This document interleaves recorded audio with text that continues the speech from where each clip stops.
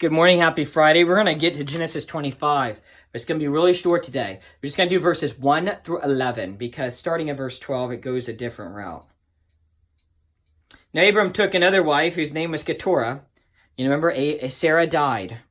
She bore to him Zimran and Jokshan and Medan and Midian and Ishbak and Shon.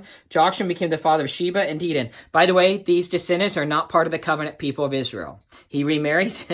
He's old. He's maybe 147. He remarries, but these children are not part of the covenant. And the sons of Dedan were Ashram and Letushim and Leman. And the sons of Midian were Ephah and Epher and Henok and Ebedah and Eldah. All these were the sons of Keturah. Now Abram gave all that he had to Isaac. Isaac inherited everything. But to the sons of his concubines, Abram gave gifts while he was still living and sent them away from his son Isaac eastward to the land of the east. So he did bless them, but they were not the covenant people. These are all the years of Abram's life that he lived, 175 years old, 175.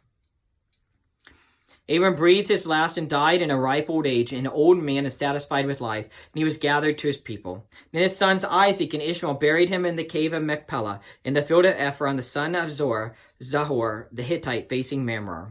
So this, by the way, Isaac and Ishmael are together for his death. They're together, okay? And that is the field which Abram purchased from the sons of Heth. There Abram was buried with Sarah his wife. It came about after the death of Abram that God blessed his son Isaac, and Isaac lived by Beer-lahai. So Isaac is going to be blessed. I said we were going to stop. Actually, we'll continue a few more verses 12 through 18, and we'll see the descendants of Ishmael. Now, these are the records of the generations of Ishmael, Abram's son, who Hagar, the Egyptian, Sarah's maid, bore to Abram. And these are the names of sons of Ishmael by their names in the order of their birth. Nebahoth, the firstborn of Ishmael, and Kedar, and Adbil, and Mibsam, and Mishma, and Duma, and Massa, Hadad, and Tama, and Jetur, and Nephish, and Kedemah. These are the sons of Ishmael, and these are their names by their villages and by their camps. 12 princes according to their tribes. All right, Ishmael was blessed. Notice that.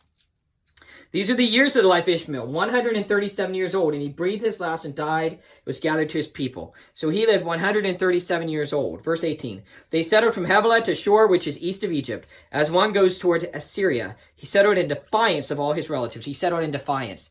Now, by the way, in verse 19, we're going to get into Isaac's son, Isaac's sons. But this is not chronological, okay? We just saw Abram's death. We just saw Ishmael's life and Ishmael's death. That is kind of a tidying up. When we get into verse 19, which we will on Monday, it's not chronological. It backtracks. In verse 19, Abram is still alive. Abram is still alive when Isaac's sons are born. It's just a tidying up. And by the way, just a reminder, Moses is writing this. Moses is writing Genesis in about 1400 or 1300 BC, around there, while the people are wandering in the wilderness before entering the promised land. And it seems to me that Moses is teaching the Hebrew people about their history and about the promised land. So he's giving dates and names and places and heritage. And the Hebrew people, through Moses, through the Lord inspiring Moses, they're learning about their history. They're learning about Abraham. They're learning about the Ishmaelite people. The Ishmaelites are a people group during Moses' day, much, much later, 400 some years later on. And they are learning about these Ishmaelites, okay? They are learning about these places. And they could think, oh, I know that city. This is the history of that city. I know that land. This is a history. They're learning their history as Moses writes this. So we'll begin Genesis 25, verse 19 on Monday. Have a good day in the Lord. God bless.